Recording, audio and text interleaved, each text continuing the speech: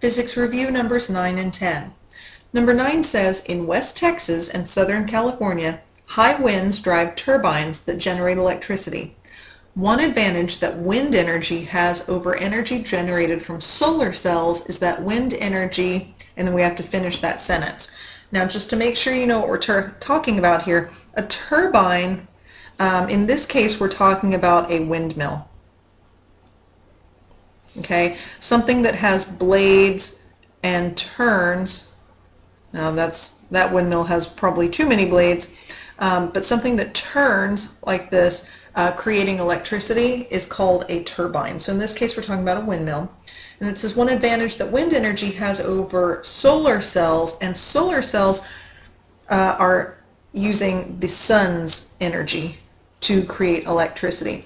And another term you'll see for this that might come up on your test, a solar cell is also known as a photovoltaic cell.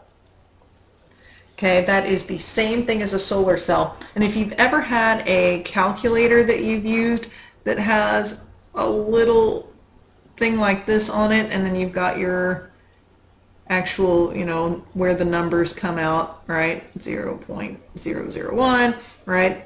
You've got this little thing up in the corner. That is a solar cell. Whoops. O-L-A-R. Solar cell. And it turns light energy into electricity. So I want to know an advantage that wind energy has over solar energy.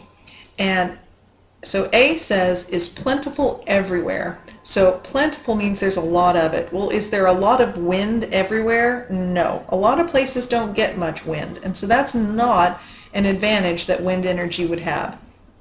B, can be generated at night.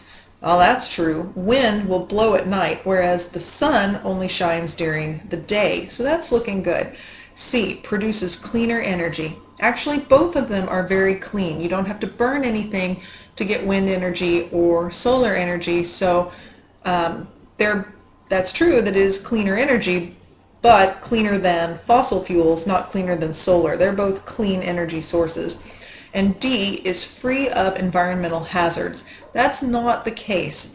Wind energy actually those wind turbines can kill birds when they are flying through an area that has a bunch of windmills. So that would be an environmental hazard. So that's not correct either. So B is our best answer.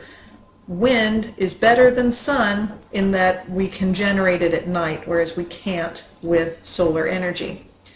Using that same information that we just talked about, let's look at number 10. Number 10 says electric power plants that burn fossil fuels, remember burning is going to create that dirty energy, it's not clean like what we were just talking about, generate billions of tons of carbon dioxide and other gases. Now just so you know, these other gases can cause acid rain. That's another thing they might talk about on the tax test, is that burning fossil fuels creates other gases that will create acid rain. How might replacing these power plants with solar cells affect the environment? So instead of burning fossil fuels, now we're getting energy from the sun. So let's look at how that might affect the environment. A, the amount of water vapor in the atmosphere might increase. Well, getting energy from the sun shouldn't increase how much water vapor is in the air, so that doesn't look good. B, less land might be needed to produce the same amount of electricity. This is actually not true. In order to use solar energy, we need large amounts of land because you need to lay out all of these giant solar cells on large areas of land. So this is actually a disadvantage of using solar cells. So if I use solar cells, I actually need more land. So it's definitely not that one. C, forest fires resulting from highly flammable emissions might be avoided. Well, even if you're not sure about this one, you can kind of leave it there if we don't know. It says forest fires resulting from highly flammable emissions might be avoided. Well, maybe that is it. It's not, I'll tell you right now. But if you're going through this and you're thinking about it, you might not know if that's the case. So let's look at D. The amount of released gases that trap atmospheric heat might be reduced.